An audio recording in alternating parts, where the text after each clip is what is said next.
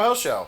I'm Frank, and tonight we're going to spend one night in Vegas. Tonight I'm going to talk to you about two videos that kind of have a Vegas theme, a casino theme. The first having to do with magic, something you might see in the theater if you're at a casino.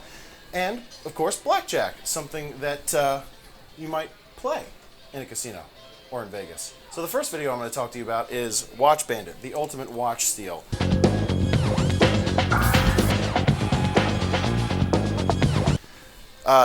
A stunt just became a miracle.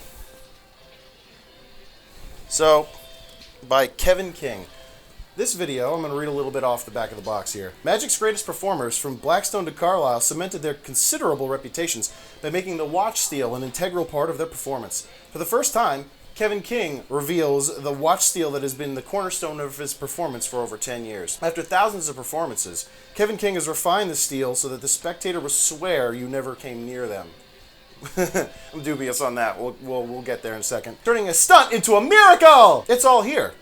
With no details held back, you'll learn which watches to steal, how to steal a watch, how to handle problems, how to maximize the impact, and how to practice. There's a little bit more here, but I don't really care about it. I'm not going to really waste your time.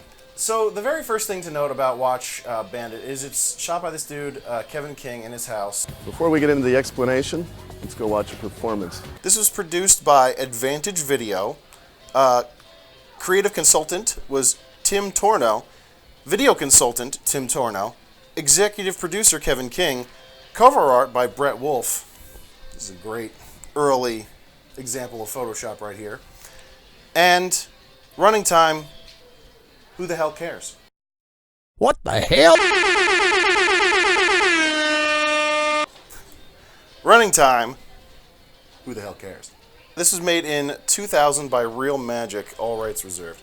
So, oh boy. First of all, I don't know that Kevin King introduces himself. We're going to have to go back and check the video on that. Welcome to Watch Bandit, the ultimate watch steal video. I've spent a lot of time developing my watch steal, so spectators never know I even got close to them, turning a stunt into a miracle. I don't even think he says, "Hi, I'm Kevin King, this is what we're doing." This video was definitely shot in his house. You see from a high angle that his oriental rug in the shot. I shoot quite a bit in my house, sometimes elsewhere, but I'm on YouTube. I'm not trying to put this out on home video for you to go purchase. I mean, you're going to watch this for free. This guy made you buy this video, and he shot it in his house, in a director's chair, I think, while on his oriental rug with just a really, I think, a blue backdrop behind him. I mean, there was no attempt to do it like in a garage, in a studio, something that was a little bit more official. I mean, he probably could have rented the space. He obviously was able to get on stage, which you'll see here in a little bit. But I really don't know, like, why he didn't just spend a couple. He could have rented studio space for not probably that expensive, wherever the hell he's from. I don't know, but he just didn't go the extra mile, and he really should have, because it just looks. I mean, for me, it doesn't matter if it's in my house, but for him, it's really janky, I'm gonna lie. I don't know what he charged for this at first. I don't even know if I could find out. They wanted for this $3. I paid too much. I think I don't even know, man. There's like a horrible sound ringing on the audio track that just is very distracting. So there's that. So after talking to you a little bit in his house, Kevin King shows you a bit of his stand-up routine. How you doing, Tom? You're awfully big for this trick. Why don't we get somebody new? This is that trick where you take a card, Tom, and I find it in some exciting manner.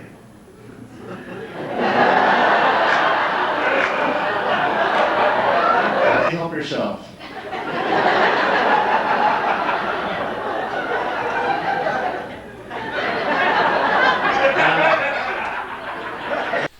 It starts off as stand-up. Obviously, magicians always have some kind of warm-up repertoire, and they gotta build up some confidence with the audience. Tom, place that right up against your chest. Now, where are you from? New Palestine. No kidding.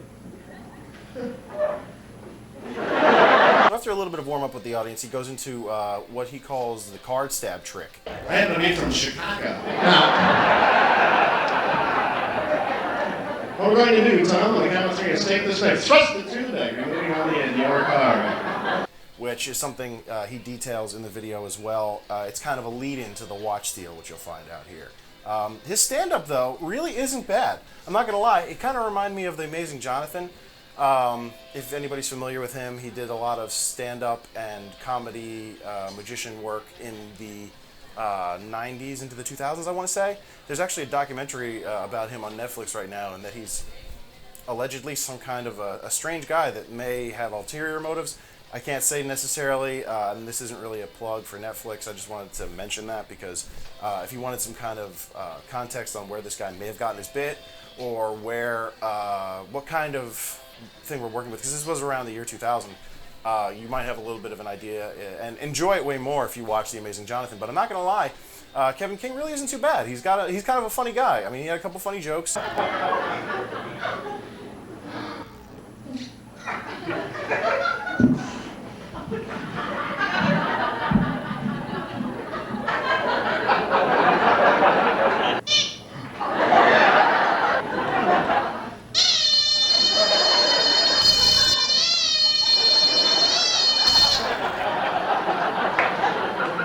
I wasn't rolling or dying laughing, but honestly, I got a couple smiles, and there might have been a giggle in there or two.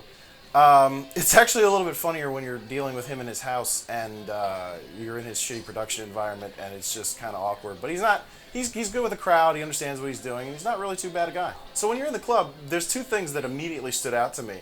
There's a stupid half-moon figure behind him on the wall that was driving me nuts. It was so distracting, and he's in some kind of like barn environment. It's not really made clear. It's some kind of comedy club or stand-up club or some kind of bar. It looks very honky-tonkish, very country. It's all wood-clappered walls and tools and shit. But also, there is a black velvet painting of Elvis.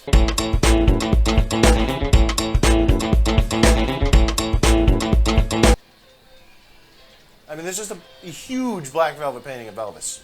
Classy. I was kind of at least happy to see that he had more than one camera angle. Sometimes I put that in. I was too lazy to do that this video, I'm not going to lie. These things are hard to make, so I'm not going to throw in another camera angle today. But also, you know, it's casino night. So, I mean, I didn't want to mess up this casino by bringing another camera in here. It was nice enough of them to let me have the one camera. So, to have my stuff in the setup and be allowed to be in this amazing environment was good enough for me. So we're 5 minutes into this video, and there's absolutely no watch steal yet. We're watching the card stab trick that he establishes after he talks about the watch steal. So it's very much out of order. But he does the card stab trick, which has to do with a paper bag, and that's how you kind of initiate the watch steal trick, at least in this instance. It's important that you have a strong magic routine to surround the watch steal. This way, if you can't get the watch, you have a routine that stands on its own. I've chosen to do my version of Don Allen's popular card stab, as you saw earlier on this tape. He kind of says during the explanation that there are a couple different ways you could lead into it if you wanted to, but his way is the card stab. Now, something about him reminds me of a character from the movie Napoleon Dynamite. It's done like this. I don't know exactly what it is. He kind of reminds me of somebody that would be in that universe, either like some kind of offshoot of a cousin. He kind of reminds me a little bit of Napoleon himself. Like, there's something about his mannerisms that remind me of that. And Napoleon Dynamite didn't come out too much longer after this. Not that I'm saying there's any connection, there definitely isn't, but other than the fact that he reminds me of somebody that could very well fit into that universe. 7 minutes in, still no watch steal. This was driving me a little nuts. I was hoping that he would kind of get to it a little bit faster, because it seems like this is going to be about just the watch steal. It isn't, though. He talks about other shit. Touching that makes sense. Touching it makes sense. Fourth, in my handling, I try to condition the spectator to touching that makes sense. It makes sense. It's like icing on the cake, icing on the cake, icing on the cake, icing on the cake, icing on the cake, icing on the cake. We finally get into the watch steal. And the first point that he has us know is that you can only steal a leather or clasped watch. When you first start stealing watches, what you're going to be looking for is the leather banded style watch. This is the easiest watch to steal. Second choice would be the metal clip watch. The ones you want to avoid are the Rolex or any style band that comes off over the wrist. You can't steal a Rolex or any watch. I mean, the explanation. You can only steal a watch that goes over the wrist and clasps in some way, either with a leather band and a hook or with a metal clasp. But none of them that go over the wrist, like a Rolex or any kind of watch you'd want to steal. None of those. I mean, maybe some nice watches have a leather band. Most of the really expensive watches have a metal band that has a specific type of clasp. But he makes it very clear that you can't steal a Rolex style or over the wrist watch. So I think that narrows it down a lot. You have to be kind of scouting out and picking out your patsy in the audience way ahead of time. Or, like he says, just don't do it. Like, if you don't feel like there's a chance where you could accomplish a watch steal, especially if the guy's wearing a Rolex or something like that, definitely, just don't do it. If you're struggling with the watch or cannot get the watch, you just skip it. Now, it's important that you have that strong magic routine around the watch steal, so if you skip the watch steal, nobody knows the difference. I mean, that's pretty simple. One of the interesting points that he makes is that if the subject of your steal has a sweaty wrist, that can be a giveaway to your watch steal. A lot of metal bands create a band of sweat around the spectator's arm. So after you remove the watch, the air hitting that sweat may make them realize their watch is missing. So if they have moisture on their wrist and you remove the watch, they might feel the lighter air on your wrist. I mean, that's pretty interesting. I mean, that was pretty cool. It was really funny when he said, make sure that if you fuck up, you have other material. I mean, I thought that was pretty funny and actually a really good idea. Don't make the watch steal the only basis of your show. It's important that you have a strong magic routine to surround the watch steal. This way, if you can't get the watch, you have a routine that stands on its own. I've chosen to do my version of Don Allen's popular card stab. And make sure you have other stuff to fall back on. I mean, a lot of this is actually really key, good advice if you wanted to be a magician or if you ever wanted to try watch steal. I feel like it's not that relevant anymore. It might have been more relevant in the 2000s. People still do white watches, but I just don't feel like this is as relevant as it used to be. But it's fun. It's pretty funny. Somebody leave in the comments, let me know if these are video toaster edits. I never had video production equipment or a video toaster or anything like that when I was a kid. A lot of this I would assume is early video toaster. Maybe it's a 2000, so it might be early Adobe products. At a certain point, Kevin King just goes ahead and admits that stealing is addictive. He says the watch steal is an addictive thing to do. You'll be addicted to doing it. And essentially, he's just admitting that stealing things is addictive. Sweat was pouring down my face, and when I got it, it was the greatest feeling in the world. In fact, it becomes rather addictive. Gotta be careful. Which I don't know if that's the kind of message you want to put out in the public, but he does it. He said if you get caught, make sure you cover it with some kind of joke. He has a lot of jokes stuffed in his back pocket just in case he gets caught while he's doing a watch steal. It's inevitable if you keep doing the watch steal. Every once in a while, you're gonna get caught. Now, I cover up by using jokes. If the person instantly knows I got their watch, I'll hold it up and go, I have to make a living somehow, and put it in my pocket. It's probably a good idea too, and actually they're pretty funny. He says something really interesting about being a magician and that you have to have magic liability insurance just in case you break the watch. There has been an occasion where I have accidentally broken a band on a watch when I was doing this steal. I carry liability insurance, which is available through several different companies, just in case something like this happens. Which I never really thought of. Or I guess if you accidentally injure somebody that's on your on stage with you have to have magic liability insurance.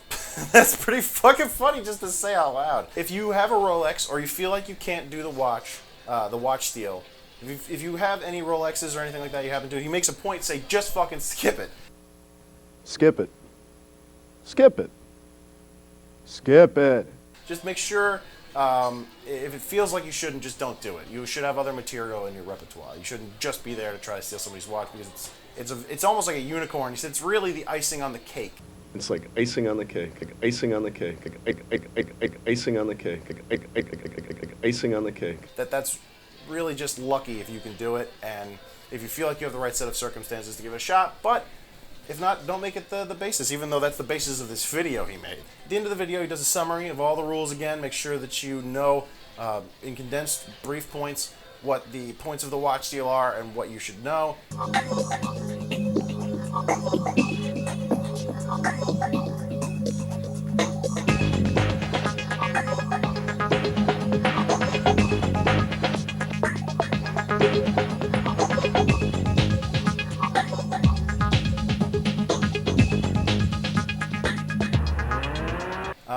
And that's pretty much it. And at the very end, we get a Kevin King blooper reel. There is a post-credit scene. Yeah, come on, baby, let's chill. Third. You want to create that comfortable middle ground and give it back. Damn, and that was so good. Blooper reel. It's awesome that he had a little bit of extra footage. You can see that he actually is a funny guy. He has a little bit of a creepy vibe though to him, I'm not gonna lie. I don't know, my girlfriend watched a little bit with me. She had mentioned that this guy seems There's just something off about him. He seems a little snidely whiplashy, or just a little, you know. Might agree. And that was Watch Bandit. That was Watch Bandit, the ultimate watch steal with Kevin King. Just in case you wanted to see it real quick, because one of my friends complained I didn't show the back long enough. There's the back of the tape, and I'll leave that there for a minute while I begin to discuss our second tape. So that was magic, and I was thrilled, man. I hope you fucking liked it. Now we're going to talk about something a little bit more Vegas and go into the blackjack table. Let's go.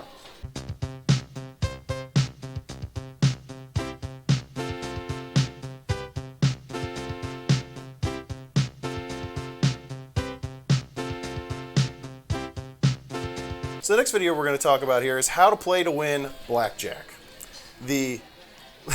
Now, the way they type this out on the front of the case, I'm gonna read it because they made some of the things in caps. There was a lot of interesting choices in terms of the design of the font on the front of this. So I'm gonna read it. When they capitalize something, I'm gonna read it in a shout. And when it's lowercase, I'm just gonna read it normally because that's how I feel like it's talking to me. Learn! Smart. Money! Management! Learn when to hit, stand, split, double down, use insurance. Learn the terms! Break, bust, push, shoe, burn, hard hand, soft hand. It's learn smart money management, learn when to hit, stand, split, double down, use insurance, learn the terms, break, bust, push, shoe, burn card, hard hand, and soft hand. Layout and design by A. Burden. By A. Burden? Layout and design by A. Burden? That sounds like a Nani Mouse kind of bullshit to me. By Sierra Design. So, how to play to win blackjack. Top gaming instructor David Wilhite. I have appeared in movies and documentaries in the United States and around the world. Top gaming instructor David Wilhite shows you how to play to win. You don't want to play to lose. As leading recognized gaming expert for over 15 years, David Wilhite has taught hundreds of thousands of people how to increase their odds against the casino just by playing smart. He also appeared in movies and documentaries all over the world. 30 minutes. And that's the back.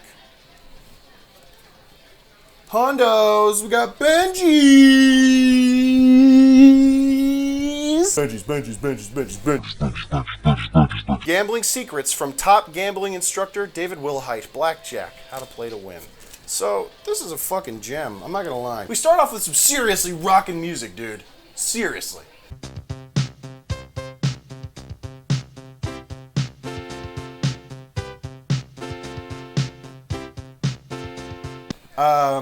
More or less, this video is here to teach you how to gamble correctly. First, you're introduced to David Wilhite, who kind of looks like... David Wilhite looks like a trucker who pays for snuff videos at a dirty truck stop somewhere about an hour south of Portland, Oregon. Hello, my name is David Wilhite. I have been in the gaming industry for over 15 years and have taught hundreds of thousands of people to gamble correctly. David Wilhite looks like the most defeated dad at the Little League soccer field. Just what are your chances of winning? Zip, zilch, none, nada. I mean, that's probably the best way to put it. But despite the fact that he's got a little bit of an off look to him, don't we all? He's actually pretty fucking smart about blackjack, which we'll talk about here. On top of the box it says, there is no system that is guaranteed 100%. However, if you follow the rules, you can greatly improve your odds against the casino. Good luck. He's more there to teach you that there are some good strategies that you should have if you want to do even somewhat good at a casino. But if you follow the rules, you can greatly reduce the house's odds. In the very beginning, there's a couple of pretty funny, very tight close-ups that had me feeling super awkward. Remember, no system is guaranteed 100%.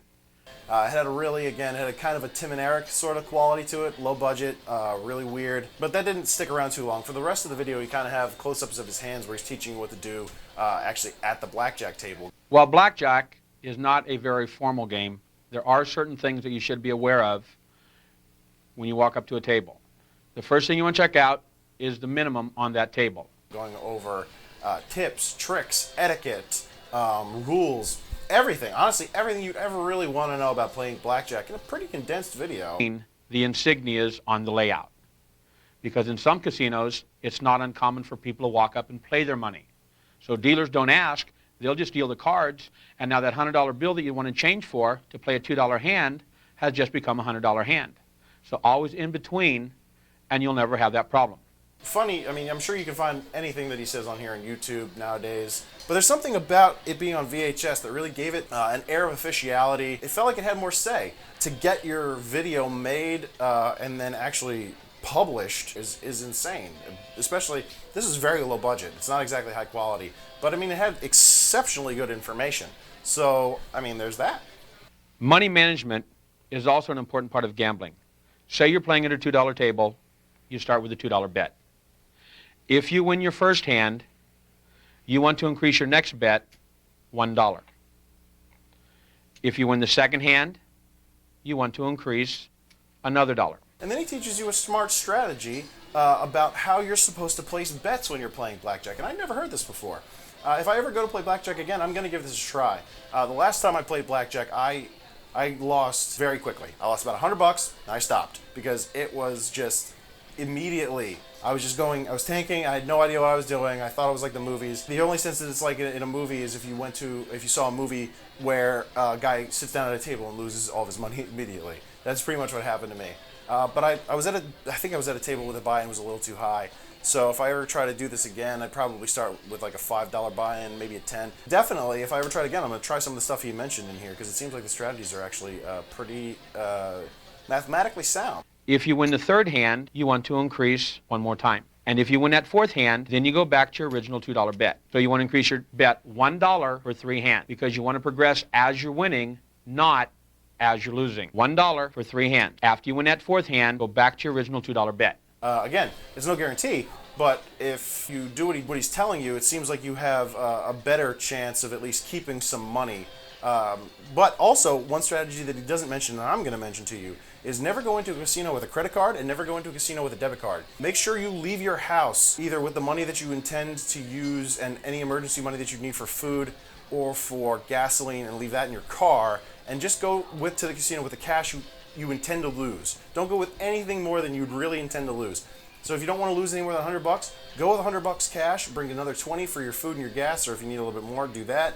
Just so you're not tempted to overspend, because if you're in a casino, what they really want you to do is sit in there and continue to gamble, and then to go to an ATM and continue doing it mindlessly, especially while you get free drinks the whole time.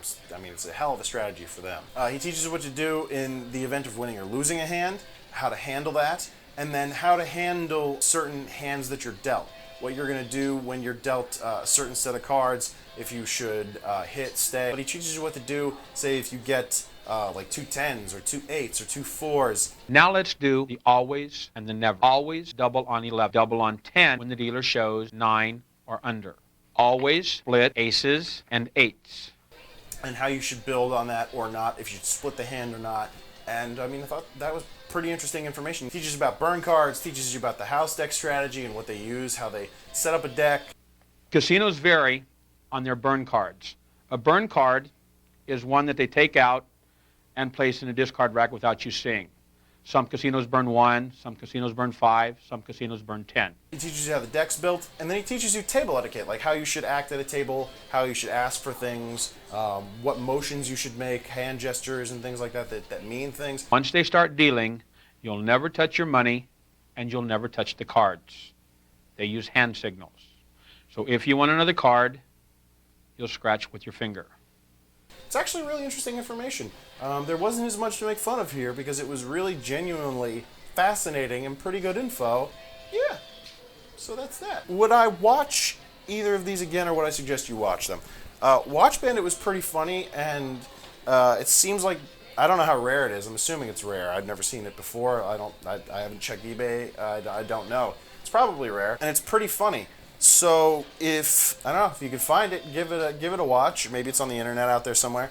But give it a watch because I enjoyed it for what it was worth. I didn't really feel the length. I mean, he said he made this joke on the back, length, running time, who the hell cares?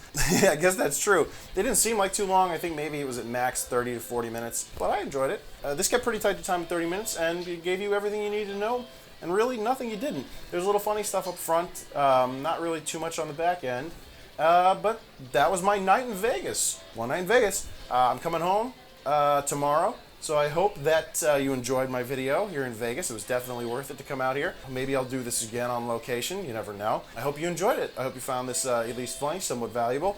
Also, by the way, I'm just going to do a quick plug here at the end. If you ever feel like consuming Video Hell Show in a little bit more condensed form, audio only, I also do this as a podcast where I don't really do any cutaways to any of the stuff. It's just a straight dialogue about what I watched. Very short form, very condensed for the most part. I also will provide on there some full-length commentary tracks for the episodes that we do when my friends come over and watch some videos with me, so that you can have that. If you really want to listen to a full commentary, they'll be available on the podcast. That's on all of the platforms right now except for Apple. So Stitcher, Spotify, TuneIn, iHeartRadio, and Google Podcasts all have it. I'm still working on getting it on Apple, but hopefully I'll have that there soon for the rest of the world so that I can catch up with technology and what people really want. Thank you for watching Video Hell Show.